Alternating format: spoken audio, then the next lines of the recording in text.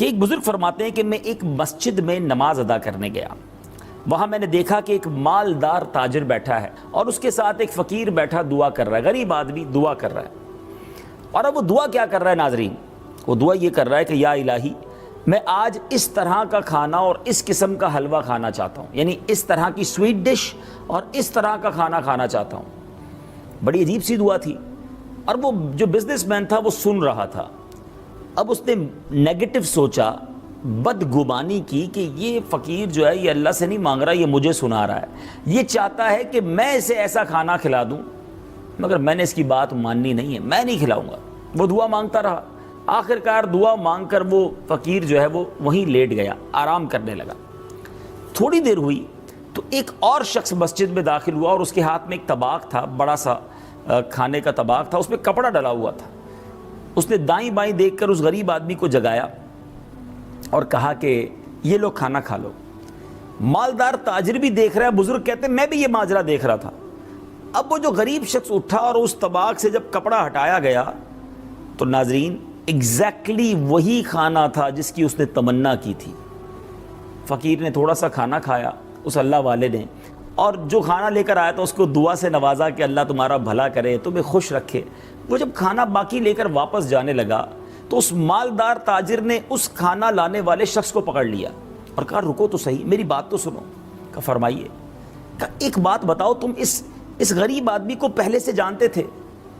اس نے کہا نہیں، میں تو اس کو نہیں جانتا تھا، یہ سب سے پہلی آج ہماری ملاقات ہوئی ہے۔ تو کہا یہ تو بتاؤ کہ ایگزیکٹلی یہی کھانا لے کر تم مسجد میں کیوں آئے اور اس کو تلاش کر کے کیوں کھلایا؟ اس کے پیچھے کیا راز ہے؟ اب اس شخص نے جو اپنا واقعہ بتایا بہت ایمان افروز ہے۔ وہ شخص کہتا ہے کہ میں بھی ایک غریب شخص ہوں اور مزدور ہوں، روزانہ مزدوری کرتا ہوں، تھوڑے سے پیسے کماتا ہوں، گھر لاتا ہوں اور بیوی بچوں کا پیٹ پالتا ہوں۔ میری زوجہ اور بیٹی نے سال بھر سے اس قسم کے کھانے کی خواہش کی ہوئی تھی، مگر میرے پاس پیسے ہی نہیں ہوتے تھے۔ آج تھوڑی سی مزدوری جو ہے میری اچھی بن گئی، ایک مسکال یعنی 4.5 ماشا سونا مجھے ملا، یعنی آج کی زبان میں یہ کہوں کہ تقریباً 4 گرام سونا جو ہے اس شخص کو مزدوری میں ملا۔ اس نے سوچا کہ بیوی بچوں نے پرٹیکولر کھانے کی فرمائش کی ہے، آج اس کو پورا کر دیتے ہیں۔ میں مثال کے طور پہ آپ کو سمجھانے کے لیے کہ گویا گھر والوں نے چکن بریانی اور گاجر کے حلوے کا ارادہ کیا ہوا ہے، تو کیوں نہ آج اپنے بچوں کو خوش کیا جائے اور ان کے لیے وہی کھانا بنا دیا جائے۔ تو کہتا ہے میں وہ سامان لے کر آیا، اپنی زوجہ کو دیا کہ یہ کھانا بناؤ۔ آج بچے بھی بہت خوش تھے کہ ہم اپنی پسند کا کھانا کھائیں گے۔ یہاں یہ بھی سیکھنے کو مل رہا ہے ناظرین کہ بہت سے غریب وہ ہیں جن کے گھروں میں مہینوں گوشت نہیں پکتا، مہینوں وہ چکن نہیں کھا سکتے، فروٹ تو شاید بہت سو کو دیکھنے کو بھی نہیں ملتا۔ جن کو اللہ نے نوازا ہے، جن کو اللہ نے بہت ساری نعمتوں سے نوازا ہے، انہیں اس بات کی قدر ہونی چاہیے کہ ہمیں اللہ تعالیٰ نے کیسے خوبصورت دسترخوان دیے ہیں، اور اب ہم پر یہ فریضہ ہے، ہم پر یہ ضروری ہے کہ ہم ان غریبوں کی بھی مدد کریں جو اچھے کھانے نہیں کھلا سکتے اپنے بچوں کو۔ اللہ کرے کہ یہ درد مند دل ہم سب کو نصیب ہو جائے۔ صحیح بات تو یہ ہے ناظرین کہ اگر جن کو اللہ نے نوازا ہے، جو مخیر ہیں، جو ویل آف ہیں، اپنی زکوٰۃ پوری ادا کریں اور صحیح طریقے سے غریبوں میں ڈسٹریبیوٹ ہو جائے، تو شاید ہمارے وطن میں کوئی بھوکا نہ سوئے، ہمارے وطن میں کوئی غریب نہ رہے۔ بہرحال واقعے کو آگے لے کے چلتے ہیں۔ اب وہ شخص کہتا ہے میں تو میری بیوی کو سامان دیا کہ کھانا بناؤ اور میں سو گیا۔ جب میں سویا آنکھیں تو بند ہوئیں، قسمت جاگ اٹھی۔ مدینے والے آقا صلی اللہ تعالیٰ علیہ وسلم میرے خواب میں تشریف لائے اور آقا علیہ الصلوۃ والسلام نے کچھ ارشاد فرمایا۔ آقا نے فرمایا آج تمہارے علاقے میں اللہ عز و جل کا ایک ولی آیا ہوا ہے، اس کا قیام مسجد میں ہے۔ جو کھانے تم نے اپنے بیوی بچوں کے لیے تیار کروائے ہیں، ان کھانوں کی اسے بھی خواہش ہے، اس کے پاس لے جاؤ، وہ اپنی خواہش کے مطابق کھا کر تمہیں واپس کر دے گا۔ بقیہ اللہ تعالیٰ تیرے لیے برکت عطا فرمائے گا اور میں تیرے لیے جنت کی ضمانت دیتا ہوں۔ اللہ اکبر۔ وہ کہتا ہے میری آنکھ کھلی، مجھے تو گویا انعام مل گیا، نبی پاک کا دیدار بھی مل گیا۔ میں نے وہی کھانا اٹھایا، اس غریب کو کھلایا ہے، دیکھو اس نے کھایا بھی تھوڑا ہی ہے، اب واپس اپنے بچوں کو بھی کھلا دوں گا، اور نبی پاک نے بشارت بھی سنا دی ہے۔ سبحان اللہ، سبحان اللہ۔ اب اس تاجر کی کیفیت بڑی بدل گئی، یہ سوچنے لگا کہ میں تو نیگیٹو سوچ رہا تھا، میں تو یہ سوچ رہا تھا کہ یہ بندہ دعا مجھے سنانے کے لیے کر رہا ہے، مگر یہاں تو ماجرا ہی کچھ اور ہے، یہ اللہ کا نیک بندہ ہے اور اس کے کھانے کا انتظام کس غیبی طریقے سے ہو رہا ہے۔ اب اس تاجر نے اس مزدور کو کہا کہ ایسا کرو 4.5 گرام سونا، 4 گرام سونا ہی تم نے یوز کیا ہے تو مجھ سے وہ رقم لے لو اور جو تم نے یہ نیکی کمائی ہے اس میں مجھے بھی حصہ دے دو۔ آج کل بہت سارے بزنس مین یا پیسے والے سمجھتے ہیں پیسوں سے کام ہو جائے گا۔ کچھ فیصلے دل کے ہوتے ہیں ناظرین، ہر چیز کو پیسوں سے نہیں خریدا جا سکتا، اللہ کی بارگاہ میں دل دیکھے جاتے ہیں۔ اب اس شخص نے کہا کہ آپ مجھ سے 4.5 مسکال جو سونا ہے وہ لے لو اور مجھے بھی یہ نیکی میں حصے دار بنا لو۔ وہ مزدور کہتا ہے نہیں، میرے آقا نے جو مجھے بشارت دی ہے، جو عطا فرمایا، میں تمہیں کیسے دے سکتا ہوں؟ کہا 10 گرام لے لو، 20 گرام لے لو۔ یہ بڑھاتا رہا۔ وہ مزدور کیسا عاشق رسول تھا، وہ کہتا ہے ساری دنیا کی دولت دے دو، میں تمہیں وہ نیکی نہیں دے سکتا جو مجھے نبی پاک کے کرم سے عطا ہوئی ہے۔ ناظرین، یہ واقعہ بہت بڑا سبق ہے کہ کیا ہم لوگوں کے بارے میں پازیٹیو سوچتے ہیں یا نیگیٹو سوچتے ہیں۔ ہر بات ہم نیگیٹو کیوں سوچتے ہیں؟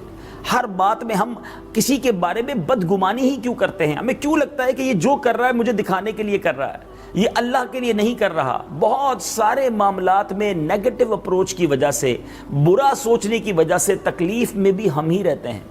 حضرت عیسیٰ علیہ نبینا علیہ السلام نے ایک شخص کو چوری کرتے ہوئے دیکھا۔ اب ذرا سنیے گا، ہم تو چوری کرتے ہوئے نہیں، چوری جہاں ہوئی وہاں کسی کو گزرتا ہوا دیکھ لیں تو اسی کو چور بنا دیتے ہیں۔ حضرت عیسیٰ نے خود اپنی آنکھوں سے دیکھا کہ وہ چوری کر رہا ہے، تو آپ نے اس کو کہا کہ تم نے چوری کی؟ تو وہ شخص کہتا ہے حضور اللہ کی قسم میں نے چوری نہیں کی۔ تو آپ نے کیا فرمایا؟ آپ فرماتے پھر ہو سکتا ہے میری نگاہوں کو دھوکہ ہو گیا ہوگا۔ مسلمان ایمان والا اللہ کی قسم جھوٹی نہیں کھا سکتا۔ پازیٹیو سوچنے کی کوشش تو کرے نا۔ اگر کوئی ہمیں ایکسپلینیشن دے بھی رہا ہے، قسم بھی کھا لے تو لوگوں نے نہیں ماننا۔ ایسا نہ کریں۔ آج آپ کسی کی ایکسپلینیشن نہیں مان رہے، کل آپ کیسے اللہ کی بارگاہ میں ایکسپلینیشن دے سکیں گے؟ یو آر ناٹ جج۔ میں اور آپ جج نہیں ہے کہ کسی کے بارے میں فیصلہ کر لیں کہ یہی برا آدمی ہے۔ بدگمانی سے بچیں، پازیٹیو سوچیں، انشاءاللہ پرسکون بھی رہیں گے۔ جب آپ لوگوں کے بارے میں اچھا سوچنے لگ جائیں گے نا، میں آپ کو ایک بڑی لاجیکلی مثال دیتا ہوں۔ 2 قسم کی مکھیاں ہوتی ہیں، کتابوں میں لکھا ہے، ایک ہم ہنی بی کہتے ہیں، شہد کی مکھی، اور ایک گھریلو مکھی ہوتی ہے، ہاؤس فلائی جس کو کہا جاتا ہے۔ یہ جو گھر کے اندر مکھی ہوتی ہے کہاں بیٹھتی ہے؟ پورے گھر میں جدھر کچرا ہوگا، گندگی ہوگی، ادھر جا کے بیٹھ جائے گی۔ آپ کی باڈی پر بھی پورا جسم صاف ستھرا ہو، کہیں زخم ہو جائے، اس مکھی نے آ کر اسی گندگی پر، اسی زخم پر بیٹھنا ہے، باقی صاف ستھری باڈی پر نہیں بیٹھنا۔ اور شہد کی مکھی کہاں بیٹھتی ہے؟ پھولوں پہ جا کے، ہیں، خوشگوار چیزوں پر جا کر۔ اب آپ طے کر لیجئے آپ نے کیسی لائف گزارنی ہے۔ لوگوں کے عیب ڈھونڈنے، کوئی ایسی بات پتہ چل جائے ادھر جا کر فوراً پوائنٹ آؤٹ کرنا ہے، یہ شہد کی مکھی والا کردار ادا کریں کہ لوگوں کی خوبیاں دیکھیں نا، آپ خوش رہیں گے، لوگ بھی خوش رہیں گے آپ سے، آپ بھی خوش رہیں گے۔ یہ جو بدگمانی کرنے والا ہوتا ہے نا، پھر یہ طنز بھی کرتا رہتا ہے، لوگوں کو ٹونٹ کرتا رہتا ہے، اور تکلیف پہنچانے والا، طنز کرنے والا، اعتراض کرنے والا کسی کو پسند نہیں آتا۔ ناظرین آپ خود دیکھ لیں، آپ کی فیوریٹ پرسنالٹیز میں کون ہے؟ آپ کی فیملی میں، آپ کے فرینڈز میں آپ کس کو پسند کرتے ہیں؟ اپنے خاندان کے بزرگوں میں کس کے پاس جا کر بیٹھنا پسند کرتے ہیں؟ جو حوصلہ افزائی کرتے ہیں، جو مسکرا کر ملتے ہیں، جو پیٹھ تھپکتے ہیں، وہ بڑے اچھے لگتے ہیں۔ اور جو ڈانٹتے ہیں، جھڑکتے ہیں، طنز کرتے ہیں، ٹونٹ کرتے ہیں، لوگ ان کے قریب بیٹھنا پسند نہیں کرتے۔ اگر آپ بھی ہر دل عزیز بننا چاہتے ہیں نا، تو حسن ظن رکھنا شروع کر دیں، لوگوں کی خوبیوں پر انہیں اپریشیٹ کرنا شروع کر دیں، انشاءاللہ یہ بدگمانی بھی دل سے نکل جائے گی اور آپ بڑا ریلیکس فیل کریں گے۔ اچھا، ایک اور بڑا پرابلم یہ کہ بزرگوں کے بارے میں بھی بدگمانی لوگ کرتے ہیں، اللہ والوں کے بارے میں، اولیاء کرام، علماء کرام، یعنی ہماری اوقات ہے کہ ہم اللہ کے نیک بندوں کے بارے میں بدگمانی کریں، انہیں چیک کریں۔ لوگ کہتے ہیں ذرا امتحان لینا ہے۔ اعلیٰ حضرت امام اہل سنت نے ایک بڑا پیارا واقعہ تحریر فرمایا۔ آپ کہتے ہیں کہ ایک بادشاہ ایک بزرگ کے دربار میں گیا، بزرگ اللہ والے تھے، تو بادشاہ نے کہا میں دیکھوں گا اگر یہ بزرگ میرے دل کے اندر کی کیفیت کو جانچ لیں گے نا، پھر میں مانوں گا یہ اللہ والے ہیں۔ تو ان بزرگ کے سامنے بہت سارے سیب پڑے ہوئے تھے، تو وہ بادشاہ نے دل میں سوچا یہ جو سب سے اوپر لال والا سیب ہے نا، اگر یہی مجھے اٹھا کر دے دے تو میں مان جاؤں گا یہ اللہ کے ولی ہیں۔ ہمارے بہت سارے ناظرین ایسے ہوں گے جو اولیاء کرام کی شرط ہی کرامت سمجھتے ہیں۔ ہر ولی کی کرامت ہونا ضروری نہیں ہے۔ شعبدہ تو آج کل شعبدے باز، جادوگر اور جو نظروں کا دھوکہ والے وہ بھی کر دیتے ہیں۔ اللہ کا ولی ہونے کے لیے یہ کرتب دکھانا ضروری نہیں ہے۔ تو بہرحال وہ جو شخص تھا وہ کہتا ہے یہ اللہ کے ولی ہیں تو مجھے سیب اٹھا کر دے دیں گے۔ ان بزرگ نے کہا کہ میں آج آپ سب کو ایک واقعہ سناتا ہوں۔ بزرگ کہنے لگے ہم مصر میں ایک میلے میں گئے اور اس میلے کے اندر ایک سامان رکھا ہوا تھا لوگوں کا، وہ مکس کر دیا گیا، یعنی اس کا سامان اس کے آگے رکھ دیا، دوسرے کا سامان اس کے آگے رکھ دیا، اور ایک گدھے کو لایا گیا، ڈونکی کو، اس کی آنکھوں پہ پٹی باندھی گئی، اور سرکس والے نے آواز لگائی کہ بتاؤ کس کا سامان کہاں رکھا ہے، تو وہ اپنے سر سے بتاتا کہ یہ سامان اس کا ہے، یہ سامان اس کا ہے۔ لوگ بڑے خوش ہوئے کہ اس ڈونکی کو، اس گدھے کو کتنا کمال حاصل ہے۔ آج بھی اس طرح کے شوبدے سرکس وغیرہ میں دکھائے جاتے ہیں۔ ان بزرگ نے یہ واقعہ سنایا بادشاہ کے سامنے، پھر وہی لال والا سیب اٹھایا اور اس بادشاہ کو دیتے ہوئے فرمایا کہ اگر یہ سیب اٹھا کر ہم تمہیں نہ دیتے تو ہم اللہ کے ولی نہیں ہیں، اور اگر تمہیں دے دیا تو ہم نے اس گدھے سے بڑھ کر کون سا کام کر دیا۔ بات آ رہی ہے سمجھ ناظرین؟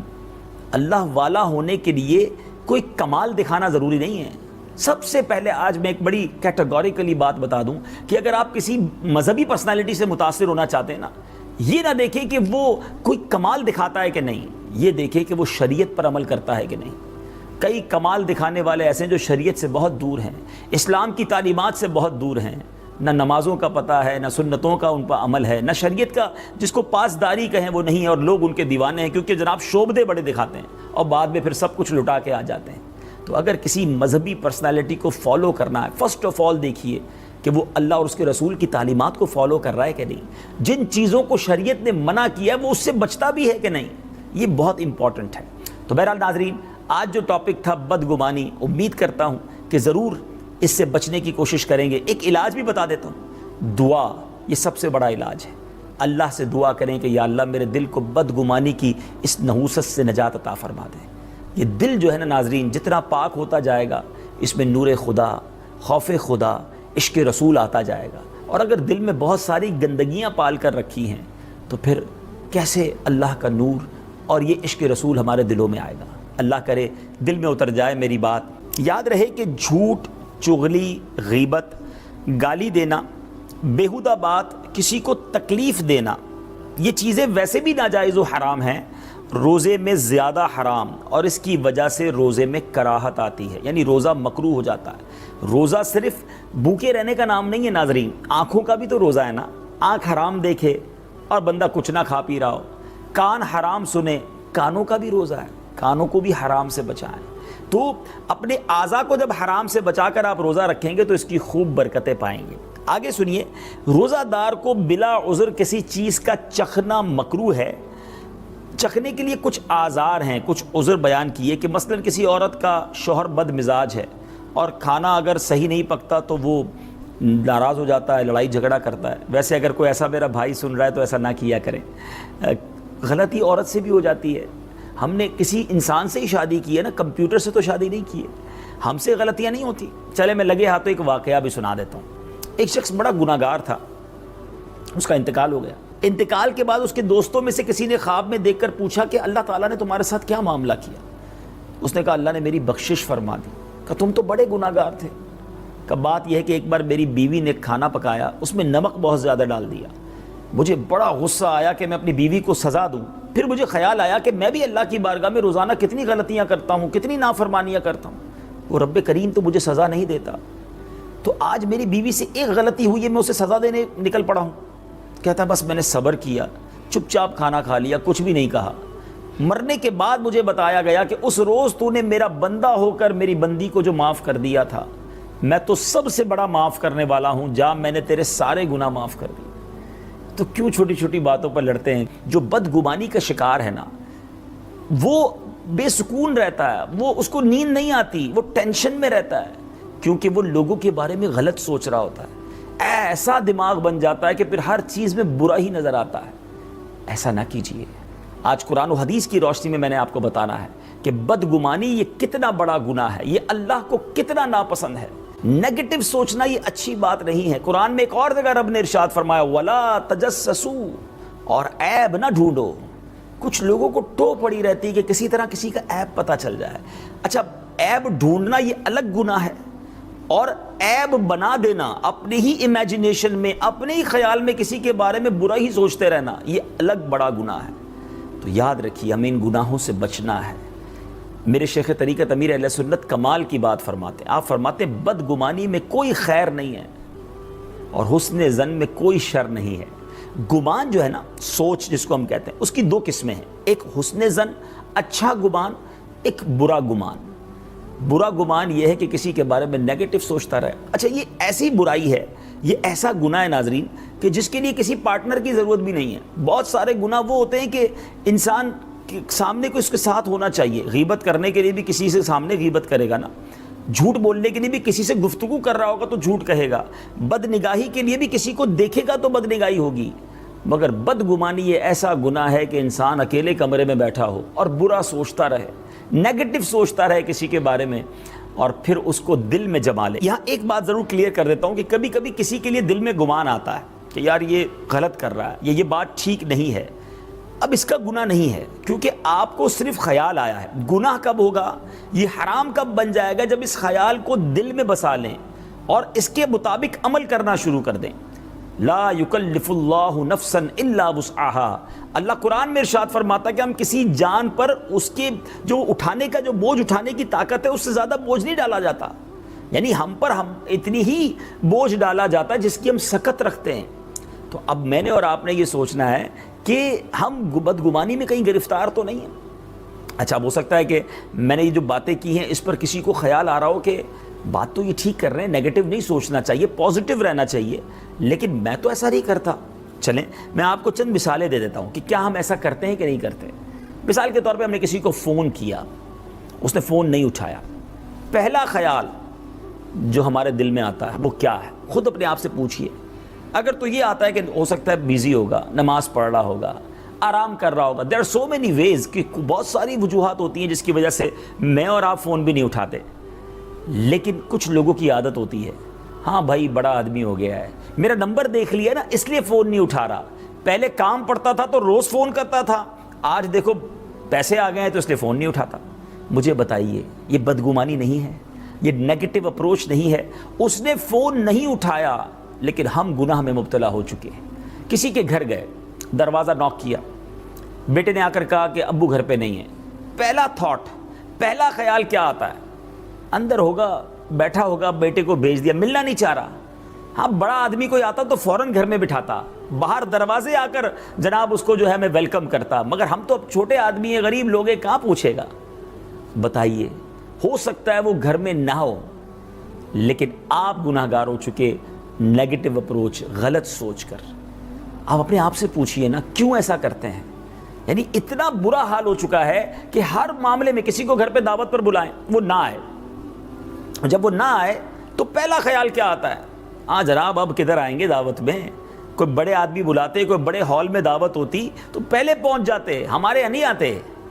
اور بعض اوقات ایسا ہوتا بھی ہے ناظرین کہ کسی کے بارے میں بدگمانی کریں اور تھوڑے دنوں بعد جب وہ بندہ مل کر اس کی کلیریفیکیشن دیتا ہے تو اور شرمندگی ہوتی ہے کہ یار آپ آئے نہیں تھے دعوت میں۔ تو اگر وہ بتائے کہ وہ میری گاڑی کا ایکسیڈنٹ ہو گیا تھا، چل تو پڑا تھا آپ کی طرف آنے کے لیے مگر گاڑی خراب ہو گئی تھی، جب میری والدہ کی طبیعت خراب ہو گئی تھی انہیں لے کے ہاسپٹل گیا تھا۔ اب بتائیں جو آپ نے غلط سوچا تھا اس پر شرمندگی نہیں ہوتی کہ یار میں تو کیا سوچ رہا تھا اس کے بارے میں؟ کیوں نیگیٹو سوچیں؟ کیا پازیٹو نہیں سوچا جا سکتا کہ ہو سکتا ہے کوئی مجبوری ہو گئی ہو سکتا ہے کوئی وجہ ہوگی نہیں آئے ہمارے یہاں۔ آپ کی دعوت میں آنا، آپ کا فون اٹھانا، آپ کو اپنے گھر میں بلانا ان پر شرعاً واجب نہیں تھا، مگر ہمارا یہ رانگ ایٹیٹیوڈ، یہ غلط سوچ، یہ نیگیٹو اپروچ ہمیں گناہوں میں مبتلا کر دیتی ہے، اور اس بری سوچ کی وجہ سے خاندان ٹوٹ رہے ہیں، فیملیاں دور ہو رہی ہیں، دوستوں میں محبت کم ہو گئی ہے۔ اب مثال کے طور پہ گھر کے اندر کسی کو صحیح طریقے سے جواب نہ دیں، ہو سکتا ہے بندہ کچھ سوچ رہا ہوتا ہے، بعض اوقات مسکرا کے نہیں ملتا، فوراً سامنے والا سمجھ جاتا ہے کہ یہ جو ہے نا مجھ سے سیٹ نہیں ہے، یہ میرے بارے میں بڑا غلط سوچتا ہے، مجھے مسکرا کے بات ہی نہیں کی، میری بات کا ہوں ہاں کر کے جواب دے دیا، حالانکہ ہو سکتا ہے وہ بیچارہ خود کسی پریشانی میں مبتلا ہو، لیکن سامنے والے نے فوراً ناراض ہو جانا ہے، فوراً نیگیٹو سوچ لینا کہ تکبر آ گیا ہے، اب تو بڑا آدمی ہو گیا ہے۔ اور یہ جو خاص طور پہ جوائنٹ فیملی ہوتی ہے، اللہ نہ کرے اگر بدگمانی کی عادت ہونا تو اس میں تو روزی بدگمانی ہو رہی ہوتی ہے کہ ذرا سی اپنی والدہ کی طرف توجہ بیٹے نے کم دی تو بہو سے بدگمان ہو گئی کہ بہو نے پٹی پڑھائی ہوگی، اچھا ذرا سا بیوی کی طرف توجہ کم ہو گئی تو اب وہ فوراً ساس سے بدگمانی کی، امی کے پاس سے ہو کر آئے نا تو امی نے کہا ہوگا اب زیادہ اس سے بات نہیں کرنی، زیادہ توجہ نہیں دینی ہے، حالانکہ نہ ماں کو پتہ ہے نہ بہو کو پتہ ہے، مگر دونوں نے سوچ لیا ہے۔ آپ سوچئے تو صحیح، اتنا گندا ذہن ہو گیا ہے، اتنا نیگیٹو سوچنا ہم شروع ہو گئے۔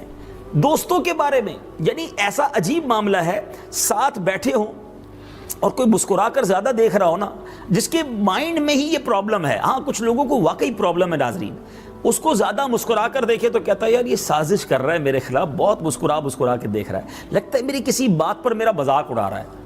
اب کر لیں بات، مسکرانے پر بھی ٹینشن ہے. اچھا کسی کو بیٹھے سنجیدگی سے دیکھتے رہیں، مسکرائیں نا، تو کہتا ہے یہ میرے بارے میں یہ کوئی پلاننگ کر رہا ہے اس لیے مسکرا نہیں رہا تھا. اب بندہ سوچے مسکرا کے بات کریں یا نہ کریں.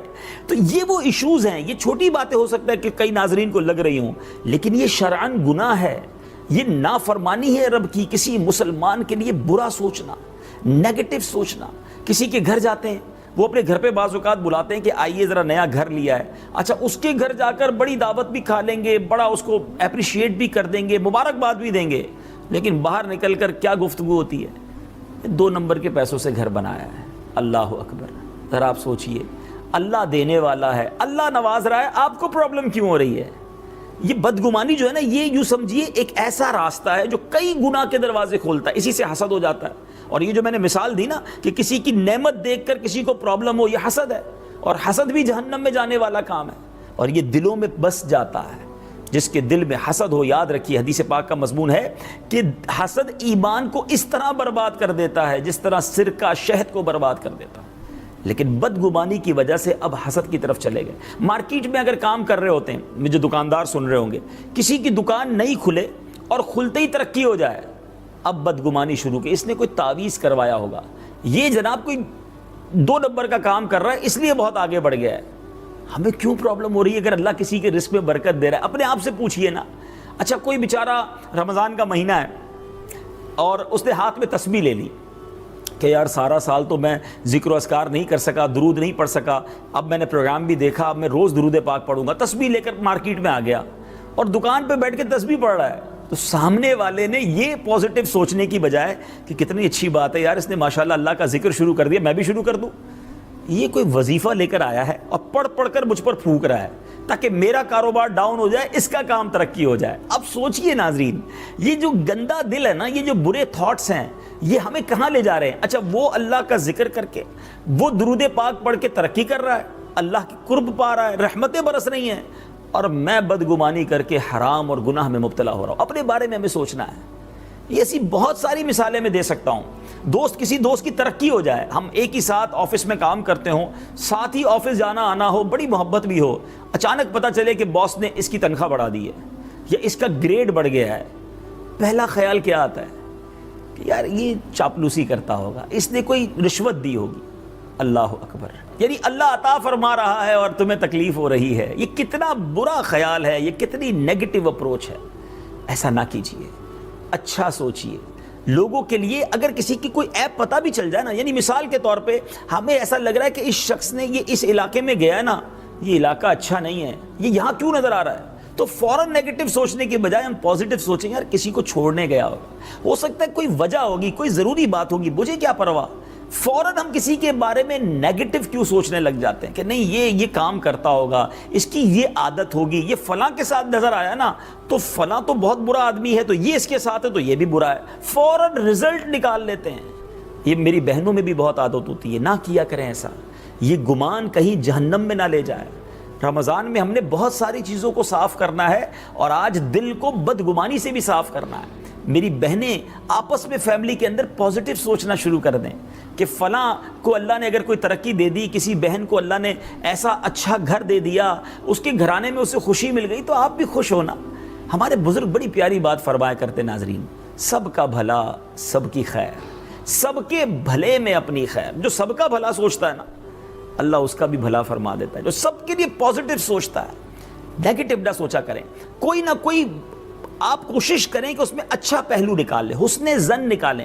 ایسا لگتا ہے کہ ہر گھر میں اور تقریباً ہر دل میں یہ پرابلم، یہ بیماری گھر کر چکی ہے، اور اس کی وجہ سے ہم اپنوں سے دور ہوتے جا رہے ہیں، محبتیں کم ہوتی جا رہی ہیں، اپنائیت میں کمی آتی جا رہی ہے، اور بے چینی، بے سکونی بڑھتی جا رہی ہے. موضوع کیا ہے ضرور بتاتا ہوں. پہلے ایک واقعہ سنتے ہیں.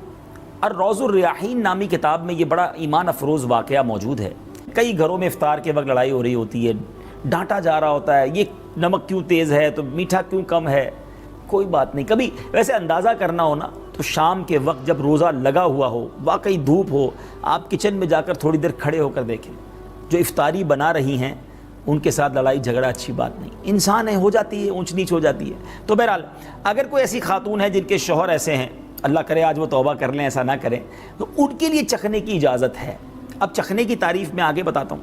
بالکل اسی طرح اگر کوئی بچہ ہے, دودھ پیتا بچہ ہے جس کو روٹی چبا کر دینا ضروری ہے, اور کوئی اور نہیں ہے جو چبا کر دے دے, تو اب اس کی والدہ کے لیے اس کو چبا کر روٹی دینے کی اجازت ہوگی. مگر چکھنے کی ڈیفینیشن کیا ہے؟ چکھنے سے مراد یہ نہیں کہ تھوڑا سا کھا کر چکھا جائے, تو پھر تو روزہ چلا جائے گا, اور اگر کفارے کی صورت ہوئی تو کفارہ بھی دینا پڑے گا. چکھنے سے مراد یہ کہ زبان پر لگا کر اس کا ذائقہ معلوم کر کے پھر وہ تھوک دیا جائے. کھانے کی یا ایک نوالا کھانے کی اجازت نہیں ہوگی, یہ چکھنے کی اجازت نہیں ہے. تو امید ہے یہ بھی کلیئر ہو گیا. اچھا, پھر اسی طرح گلاب یا مشک وغیرہ سونگھنا, داڑھی وغیرہ میں, سر میں تیل وغیرہ لگانا, سرما لگانا, یہ مکروہ نہیں ہے. ٹھیک ہے, کسی قسم کا عطر بھی لگا سکتے ہیں, اس کو سونگھ بھی سکتے ہیں. اسی طرح تیل کی مالش وغیرہ جس کو مساج وغیرہ کہتے ہیں, اگر وہ بھی کوئی کرتا ہے روزے میں تو روزے سے اس پہ کوئی فرق نہیں پڑتا. روزے میں مسواک کرنا مکروہ نہیں ہے, یاد رکھیے. مگر کوئی ایسی مسواک ہو جس کے ریشے بہت ٹوٹتے ہوں یا اس کا ذائقہ حلق میں محسوس ہو, تو پھر اس کو استعمال نہ کریں. نارمل مسواک ہے اور آپ مسواک کرنا چاہتے ہیں تو اس میں کوئی حرج نہیں ہے. کچھ لوگوں کو غلط فہمی ہے کہ دوپہر کے وقت روزے میں مسواک نہیں کر سکتے. پیارے آقا علیہ الصلوۃ والسلام روزے میں مسواک فرمایا کرتے اور اس کی اجازت ہے. اب کوئی شخص گرمی میں بہت تھکا ہوا ہے اور ٹھنڈک پہنچانے کے لیے وہ وضو کرتا ہے یا غسل کرتا ہے یا کلی وغیرہ کرتا ہے, تو اس سے بھی روزے میں کوئی اثر نہیں پڑے گا. ہاں, اگر کلی کا پانی حلق کے اندر چلا گیا تو پھر روزہ ٹوٹ جائے گا. بعض میرے بھائی ایسے ہوتے ہیں جو بار بار تھوکتے رہتے ہیں, اور وہ ان کو ایک عجیب سا وسوسہ ہوتا ہے کہ تھوک نگلنے سے روزہ چلا جاتا ہے. تو بالکل ایسا نہیں ہے, آپ تھوک نگل سکتے ہیں, تھوک بار بار پھینکنے کی کوئی حاجت نہیں ہے. اور رمضان المبارک میں ایسا کام کرنا جس سے روزے میں کمزوری آ جائے وہ مکروہ ہے. مثال کے طور پہ کوئی دھوپ میں مزدوری کرتا ہے, یا نان بائی جو روٹی وغیرہ لگاتے ہیں, اور اتنا شدت کی گرمی میں وہ کام کریں کہ پھر روزہ پورا کرنا مشکل ہو جائے, تو ان کو چاہیے کہ تھوڑے سے گھنٹے کم کر دیں اپنے کام کے, آرام کر لیں تاکہ روزے کی قوت باقی رہے اور روزہ کمپلیٹ ہو سکے. تو آج مختصراً بہار رمضان سیگمنٹ میں ہم نے روزے کے کچھ مسائل سیکھے. روزہ کن چیزوں سے مکروہ ہو جاتا ہے اور کن چیزوں سے مکروہ نہیں ہوتا, یہ بھی ہم نے سنا. اگلے پروگرام میں انشاءاللہ کچھ اور فیضان رمضان, کچھ اور رمضان کے بارے میں لے کر حاضر ہوں گے. اسلام کی روشنی پروگرام دیکھتے رہیے, اپنی دعاؤں سے نوازتے رہیے. میں آپ سب کے لیے دعا گو ہوں. اللہ کریم ماہ رمضان کی برکتیں ہم سب کو نصیب فرمائے. عشرۂ مغفرت جاری ہے, رب کریم ہم سب کی بے حساب مغفرت فرمائے. آمین بجاہ النبی الامین صلی اللہ تعالی علیہ وسلم. صلو علی الحبیب صلی اللہ تعالی علی محمد صلی اللہ علیہ وسلم.